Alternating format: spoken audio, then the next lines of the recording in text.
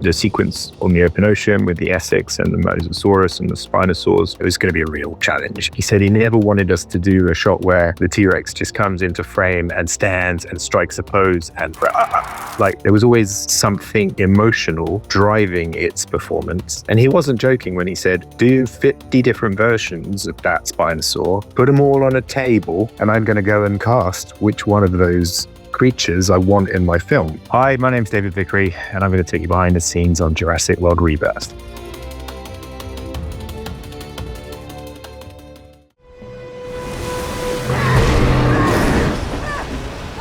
Gareth is very familiar and very comfortable with visual effects. He's done it by trade, he understands how to use it, and he really understands how to use it to its strengths. So he lent very, very heavily into visual effects for Jurassic World Rebirth. So now you're looking at how do you take the creatures and make sure that they still have that level of physicality that an animatronic might have. So we came up with a list of commandments at the beginning of the film, and one of the first ones Gareth had for us was he didn't ever say thou shalt not, but we were never allowed to do any animation of a dinosaur unless we had some real reference of a real animal performing that we used as reference. And now it sounds weird because there are no dinosaurs to use for reference anymore.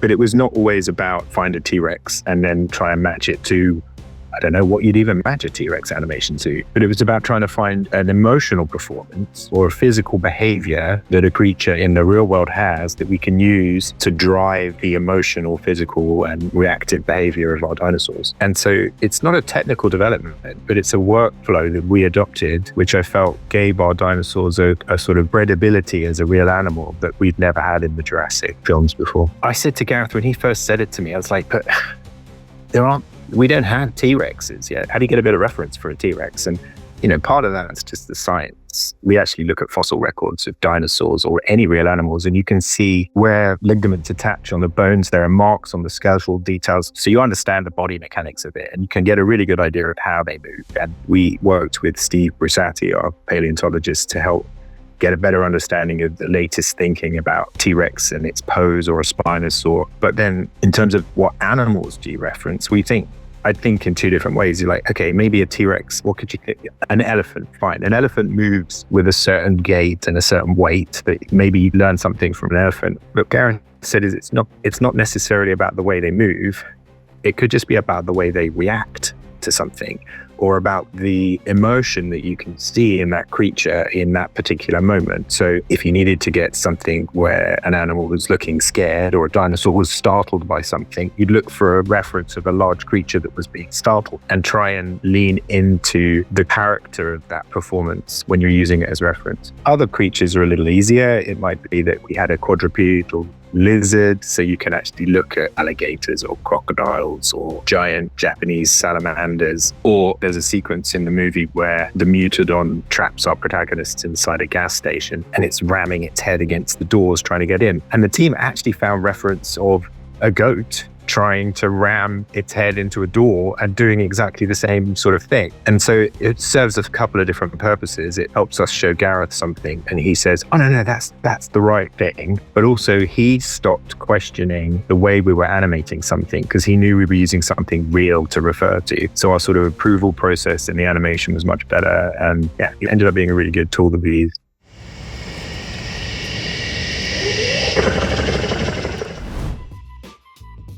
Another sort of Garethism, that it was one of the rules that he gave us at the beginning of the project. And he said, often he finds when you design characters or creatures in a film is that you create this model of the character and it looks beautiful. And you've sort of ended up with the human equivalent of the shop mannequin. And he said, when I cast my movie, I don't cast a shop mannequin in my film. I cast Willem Dafoe or I cast Robert De Niro. I don't want the shop mannequin human. I want the Robert De Niro human. So he said to me, when we designed the Spinosaur. He's like, okay, great. This is approved. The design looks great. We've got this lovely bit of concept art showing the Spinosaur. He's like, great. That's the shop mannequin version of the Spinosaur. Now I want you to go find the Robert De Niro version of the Spinosaur because that's the one I want in my movie. And he wasn't joking when he said, do 50 different versions of that Spinosaur, put them all on a table, and I'm going to go and cast which one of those creatures I want in my film. And I thought that was really interesting because you do often land on a piece of concept art of a creature and you go, yeah, there it is. But you haven't injected any personality into it. And so he's very good at doing that. And then that carried through from the design into the performance and the animation of the creatures. So we go through phases in visual effects where we're animating. We do what we call blocking animation. And it's literally like a director's rehearsal when they get on set in the morning and they go, okay, we're just going to do a walkthrough. And Scarlett will come in and go, okay, I start here and then I go over here and then I go over here. And that's our blocking. And then he said, but on the day, they don't do that. You know, the stand-ins might come in and they go, okay, what you've got to do is come in the door and pick up the pen and sit at the table. But when you get Robert De Niro or Scarlett Johansson, they don't just come in and sit down and pick.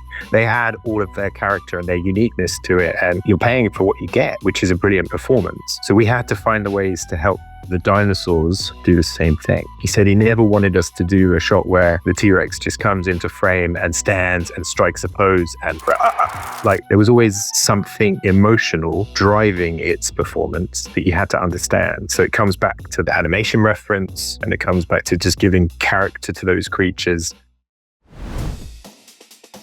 On Rebirth, the biggest challenge for us creatively was the water, and 50 pages of the script take place on the open ocean. So when I got that script, the first thing I read through was like, hang on, we're on the ocean, and I'm still reading, and we're on the ocean, and we're still on the ocean. So water, I knew, was going to be a huge challenge for us. So the team at ILM spent months really early on in pre-production developing new waters, new tools, new water simulation tools in Houdini, primarily to deal with the huge data sizes that we were going to get with these massive ocean simulations, but new whitewater simulators and solvers to help us deliver the level of detail that's required when you've got Spinosaurs thrashing around in the sea and T-Rexes splashing down the ocean. So that was a really huge bit of R&D and development that we had to do very early on in the show. There's always a big handoff between what you can shoot practically and what you have to do digitally in these films. And so the sequence on the open ocean with the Essex and the Mosasaurus and the Spinosaurs, it was going to be a real challenge. So we planned to shoot as much as we could on the open ocean. We planned to shoot a lot of the sequence with a physical one-to-one Essex, which is the boat that they're on. We built a version of it on a gimbal on a tank in Malta so that we could shoot on the outside, get all the natural light and all the benefits of that. And we ended up shooting about 90% of the work on that tank.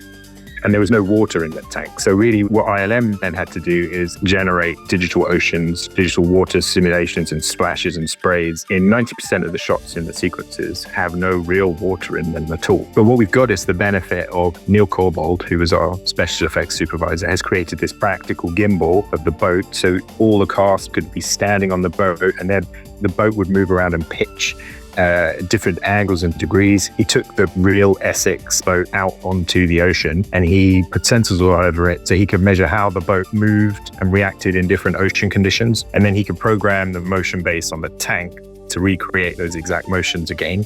So we've got a really believable way the boat moved on the tank was very convincing and very believable. And then we had a lot of water cannons and spray on the tank so we could spray bits of water over people and get all that sort of fine interaction of water that we then enhanced with the digital water in post-production. The other sequence is a sequence with the T-Rex and the raft. Really iconic sequence. Everyone's super excited to see it because it was in the original book, of course. It was partially shot in Thailand. And then later, when they get into the rapids, we transition to shooting back in the UK in an Olympic whitewater rafting centre.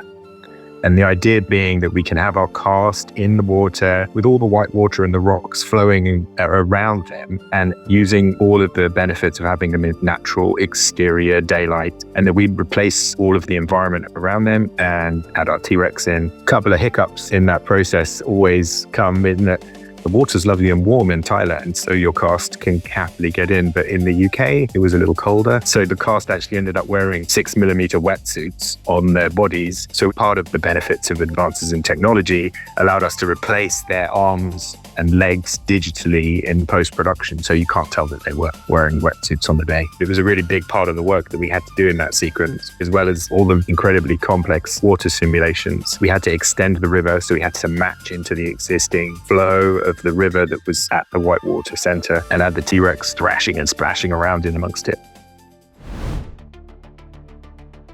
So at the beginning of the film, we realized, because we read the script, there were going to be monkeys in the movie at the beginning of the film, when we see them early on very early on in the prologue of the movie. And we had all these wonderful plans to go out and go to a zoo and film some real monkeys in Thailand. The monkeys in Thailand are not the right types of monkeys because they're old world monkeys, not new world monkeys. So we needed a monkey that could have existed in South America. So we were like, okay, fine. So we'll go to a zoo and we can film some monkeys and we can comp them into our plates. In the end, we weren't allowed to do that at all. We weren't allowed to use any real monkeys. So the monkeys at the beginning of the film that you see perched in the trees, the capuchin monkeys, are all completely digital, which I'm very proud of. I think they look very good. Other stuff. Oh, I was actually in the film as a dead person, which is good, but then I got cut out. There's a scene where Rupert, friend, Krebs, he finds a helicopter and there's a pilot hanging out of the helicopter upside down. That was me, except it was a dead version of me. And I have someone from the props department came in and scanned my head and then created this quite disgusting and freakish desiccated version of my head, which I've got sitting on my desk at home, which is nice.